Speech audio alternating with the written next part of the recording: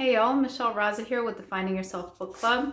And today we're going to take a deviation from our normal self-help type works and do a series called Science Fiction Saturday.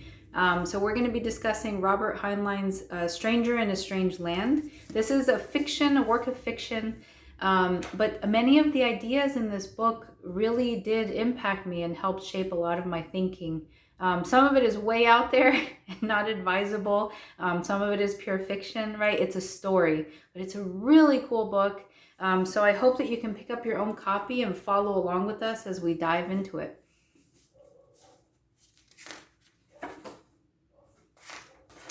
Okay, if I can get to the page, I will start. Part 1, His Immaculate Origin, Chapter 1. Once upon a time, when the world was young, there was a Martian named Smith.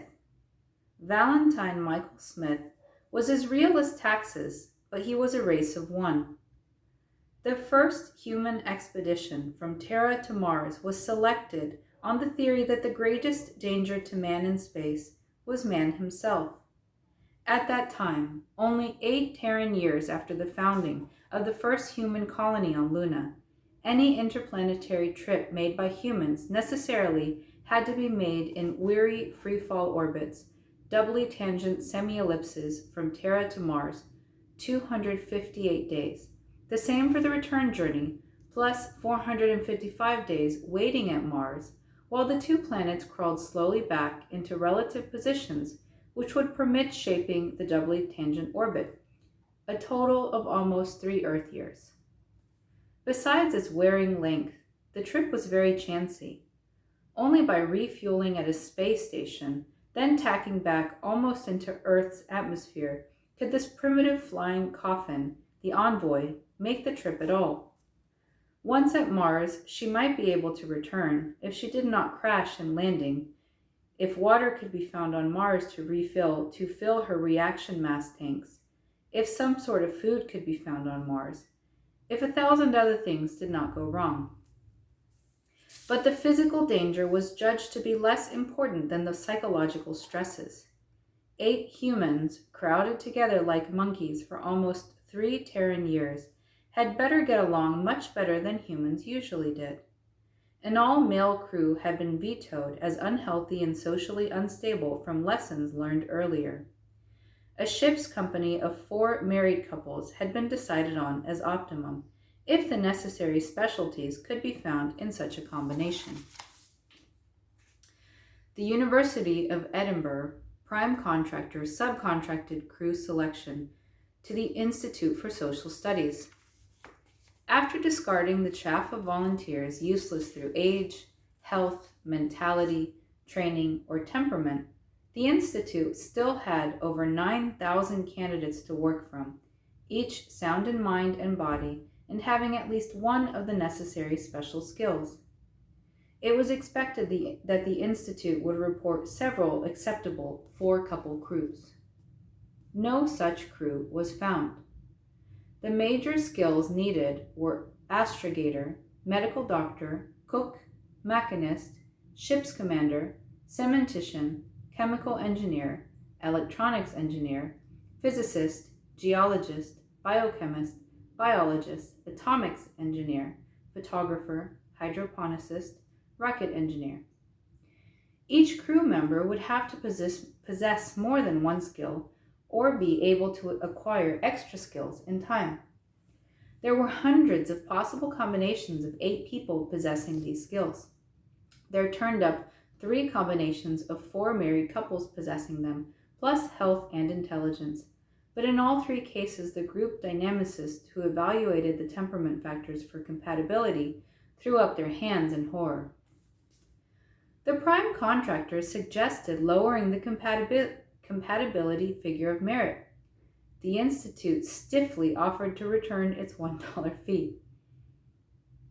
In the meantime, a computer programmer whose name was not recorded had the machines hunt for 3-couple rump crews. She found several dozen compatible combinations, each of which defined by its own characteristics the couple needed to complete it. In the meantime, the machines continued to review the data, changing through deaths, withdrawals, new volunteers, etc.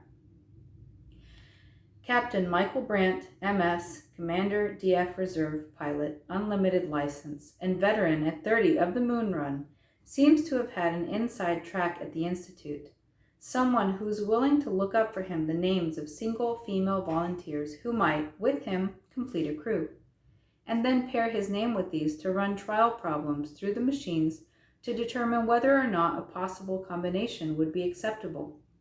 This would account for his action in jetting to Australia and proposing marriage to Dr. Winifred Coburn, a horse-faced spinster cementician 9 years his senior.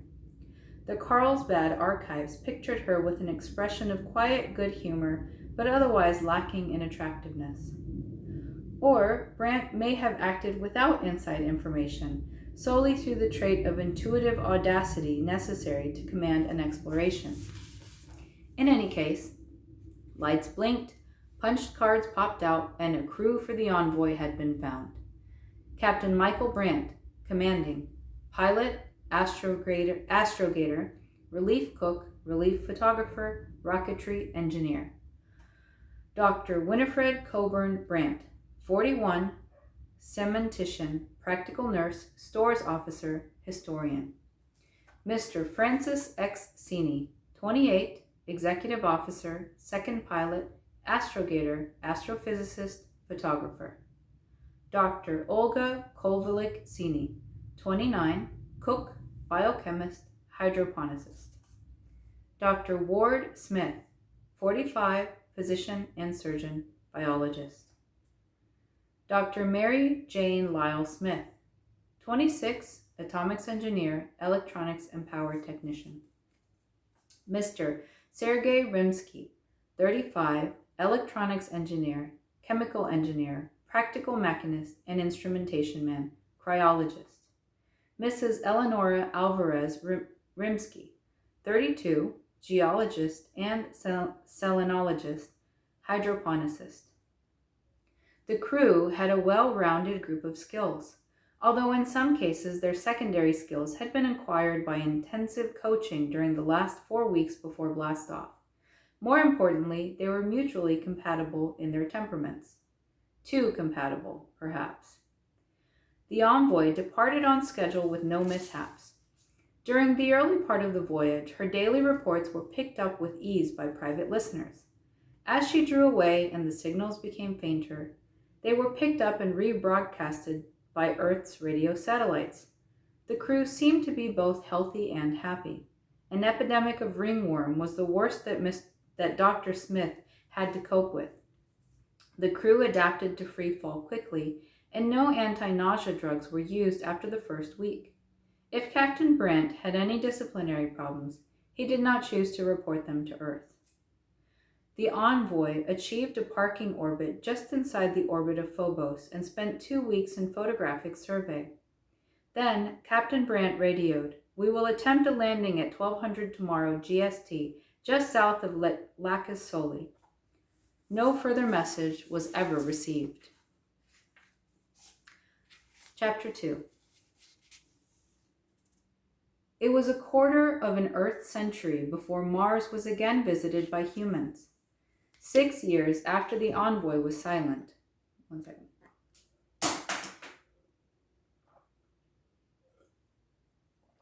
Six years after the Envoy was silent, the drone probe Zombie, sponsored jointly by the Geographic Society and La Société Astronautique Internationale, bridged the void and took up an orbit for the waiting period, then returned.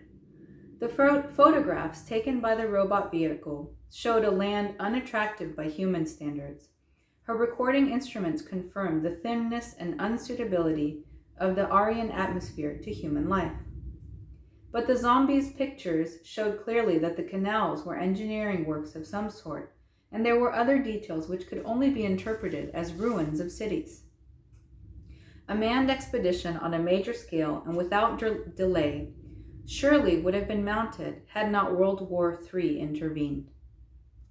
But the war and the delay resulted in eventually resulted eventually in a much stronger, safer expedition than that of the lost envoy. The Federation ship Champion, manned by an all-male crew of 18 experienced spacemen and carrying more than that number of male pioneers, made the crossing under Lyle Drive in only 19 days. The Champion landed just south of Lacasoli, as Captain von Thrump intended to search for the envoy. The second expedition reported to Earth by radio daily, but 3 dispatches were of more than scientific interest. The first was, rocket ship envoy located, no survivors. The second world shaker was, Mars is inhabited. The third was, correction to dispatch 23105, 1 survivor of envoy located. Okay, so that was chapters 1 and 2 of Stranger in a Strange Land. Again, this work is super exciting. It's not my normal stuff, not normal self-help. So it's just a deviation, fun science fiction Saturday. And we'll continue on next week with the next couple of chapters, however long it takes for me to time about 10 minutes. So thanks for being here with me today. I don't think I plugged my website because this has nothing to do with life coaching. It's just a little bit of fun. Please do like and subscribe. And if you want more serious stuff, we have a couple of different playlists. One is on adult children of emotionally immature parents, and the other one is on romantic relationships. So thank you for spending time with me today, and look forward to catching you next week in our Science Fiction Saturday series.